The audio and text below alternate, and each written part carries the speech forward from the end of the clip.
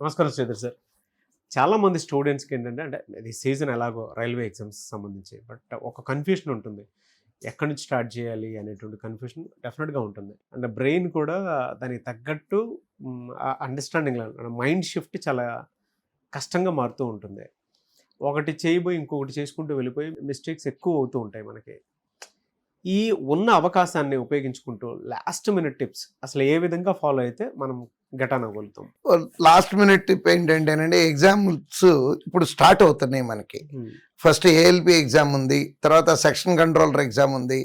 ఇక్కడి నుంచి మొదలు పెడితే రాబోయేటటువంటి 3 నెలల్లో majority of the railway exams ఉన్నాయండి.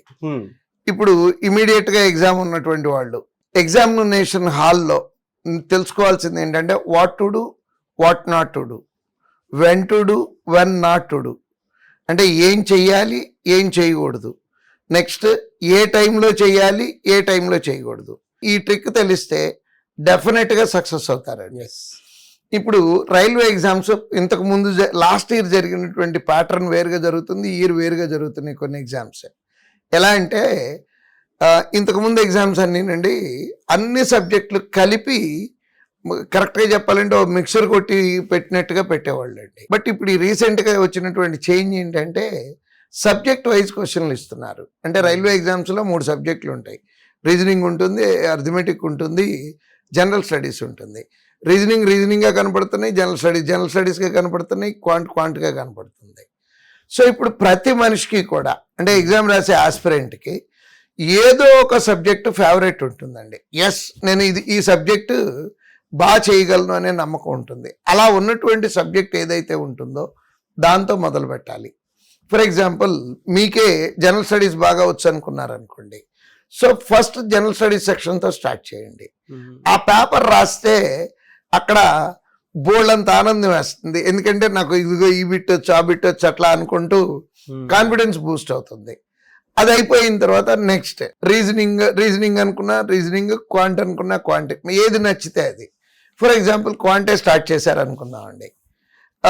క్వాంట్ రీజనింగ్ రెండిట్లో చేయకూడదు తప్పు ఏంటంటే సీక్వెన్షియల్ సొల్యూషన్. ఓకే, అంటే ఒకటో బిట్ అయింది వచ్చేసింది, రెండో బిట్ వచ్చేసింది, మూడోది వచ్చింది, నాలుగోది రానప్పుడు 4 మడత పెట్టేసి పిల్లలు చేసే తప్పు ఏంటంటే నాకు రాదా, ఏమైనా సరే ఈ బిట్టు నేను చేసి ముందుకు వెళ్లాల్సిందే అనే మూర్ఖత్వంతో కూర్చుంటారండి. అది కాదండి. అక్కడ చేయాల్సింది ఏంటంటే రెండోసారి ట్రై చేయాలి. రాలేదనుకోండి, బిట్ వచ్చు, ఈ టైంలో రావట్లేదు, ఇందాక చెప్పాను when to do, when not to do అని.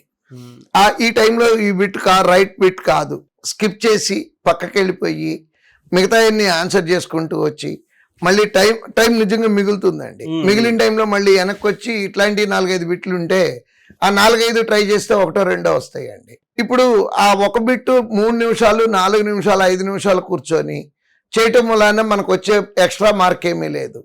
ఇండియాలో ఎవడూ చేయకుండా మనం ఒక్కడమే చేసాం కదా అని మనకేమీ అడిషనల్ మార్కులు ఇవ్వరండి అక్కడ.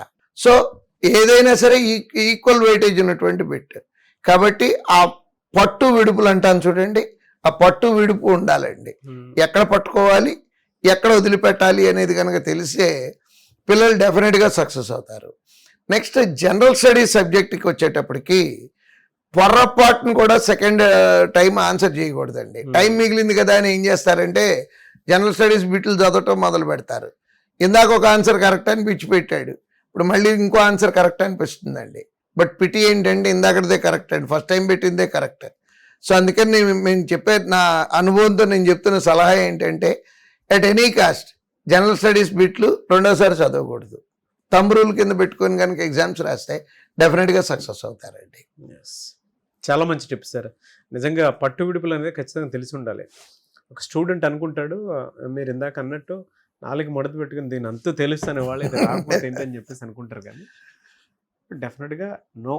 ఎందుకు అనంటే కొన్ని విషయాల్లో ఎంత అంటే టెక్నికల్గా ఎంత స్ట్రాంగ్గా మనం తెలుసుకోగలిగితే అంత మంచిదే.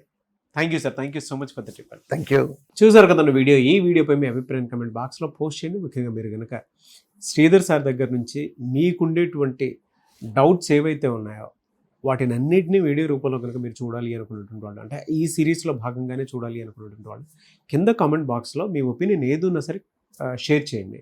దానివల్ల ఏంటంటే మీకుండేటువంటి డౌట్స్, అంటే ప్రతి స్టూడెంట్కి ఉంటుంది, కాంపిటేటివ్ ప్రిపేర్ అయిన ప్రతి స్టూడెంట్కి ఆ ఆలోచన అనేది ఖచ్చితంగా ఉంటుంది. దాన్ని ఎలా ఓవర్కమ్ చేయాలనేది వీడియో రూపంలో, సొల్యూషన్స్ రూపంలో మీకు చూడడానికి అవకాశం ఉంటుంది. కాబట్టి ఎవరున్నా సరే కింద కామెంట్ బాక్స్లో మాత్రం పోస్ట్ చేయండి. అండ్ శ్రీధర్ సీసీలో కనుక జాయిన్ అవ్వాలి అనుకుంటే మాత్రం స్క్రీన్ మీద మీకు కాంటాక్ట్ నెంబర్ కనిపిస్తుంది కదా, దానికి మీరు కాల్ ఆర్ మెసేజ్ వాట్సాప్ చేసినా సరే వెంటనే ఎన్రోల్ చేసుకోండి. ఈవెన్ పేరెంట్స్ అయినా సరే ఒక్కసారి మీరు విజిట్ చేయండి శ్రీధర్ సీసీ. ఇక్కడ టీచింగ్ కానీ, ఫ్యాకల్టీ కానీ, అండ్ టెక్నికల్గా చూసుకున్నా కూడా చాలామంది రెగ్యులర్గా మాక్ టెస్ట్లు అవి కండక్ట్ చేస్తూ ఉంటారు కదా, అవి రాస్తూ ఉంటారు. ఆ ప్యాటర్న్ కూడా ఏ విధంగా ఉందో చూసి దాన్ని బట్టి మీరు జాయిన్ అవ్వచ్చు. అంటే ఎక్కడా లేని విధంగా మన ఇండియాలోనే 2 తెలుగు రాష్ట్రాల్లోనే ఒక శ్రీధర్ సీసీలోనే ఉండేటువంటి ఫెసిలిటీసు ప్రతి స్టూడెంట్కి గవర్నమెంట్ జాబ్ క్రాక్ చేయడానికి అవకాశం ఉండేలాగా ఉంది. ఎవరైనా సరే ఎన్రోల్ చేసుకోవాలనుకుంటే మాత్రం స్క్రీన్ మీద కనిపిస్తున్న నెంబర్ సంప్రదించండి. ఈ వీడియో లైక్ చేయండి, షేర్ మాత్రం తప్పకుండా చేయండి. ఇలాంటి మరిన్ని వీడియోస్ కోసం మా ఛానల్ ఫాలో అవ్వండి. Thank you.